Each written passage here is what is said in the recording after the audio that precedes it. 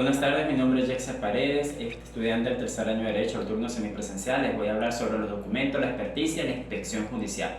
Los documentos es un testimonio material de un hecho o un acto realizado por funciones de instituciones o personas públicas, jurídicas o privadas, registrado en una unidad de información en cualquier soporte, ya sea de lenguaje natural o convencional. Los documentos tienen como naturaleza jurídica lo siguiente: ellos llevan la materialización por escrito de los hechos o acontecimientos de la vida y del tráfico jurídico económico, en la cual se crea, se modifica o se extingue una determinada situación jurídica. Elementos de los documentos: tenemos 4 elementos materiales, gráficos, lingüísticos, intelectuales. Los elementos materiales, el soporte se refiere al soporte del documento y transporte del vehículo que transporta dicho documento. Elementos gráficos lo toman en la forma en que se expresa el soporte, tales que pueden ser en letras, números y puntos.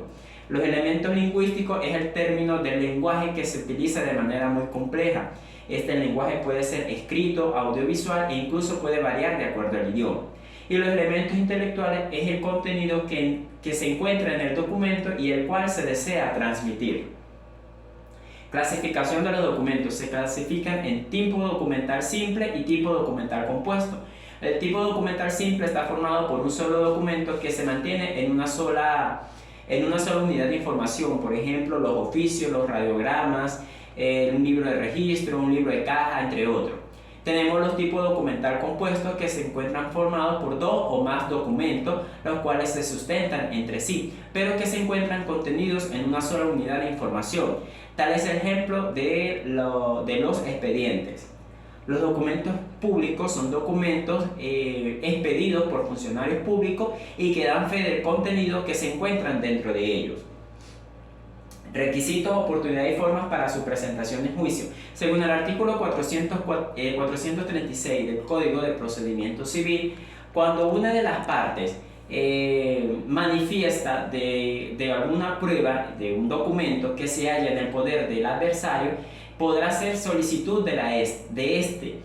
Ante esta solicitud, el adversario podrá presentar una copia del documento o en su defecto podrá confirmar los datos del solicitante. Otras pruebas escritas, según el artículo 433 del Código de Procedimiento Civil, cuando se trate de cualquier otro documento, informe, oficio que se encuentra en una institución pública, en unas asociaciones civiles, en sindicatos, el tribunal podrá solicitar dicho documento o copia de este documento para su estudio, ya que este será utilizado como prueba ante un juicio.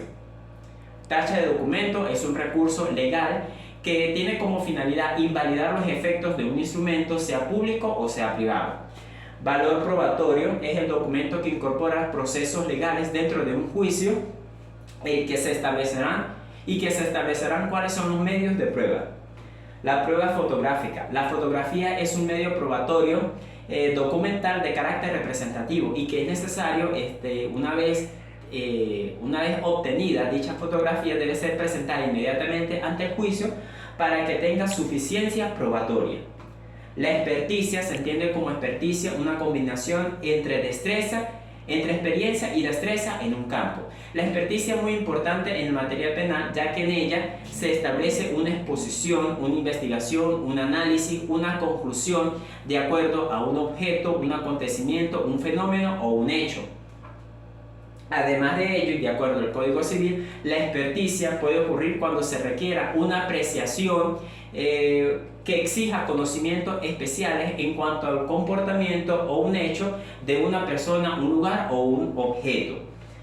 Según el artículo 237, el único ente que puede ordenar la experticia es el Ministerio Público, los cuales, después de que el Ministerio Público ordena la experticia, los peritos serán designados y juramentados por el juez, previa petición, como lo dije anteriormente, del Ministerio Público.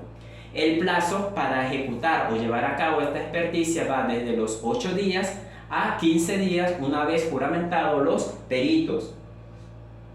para después, después de hacer toda esta investigación, realizar el dictamen pericial. La inspección judicial es una comprobación judicial que permite el esclarecimiento de los hechos en materia del proceso que lleva el juez en cuanto a una persona, un lugar o un objeto.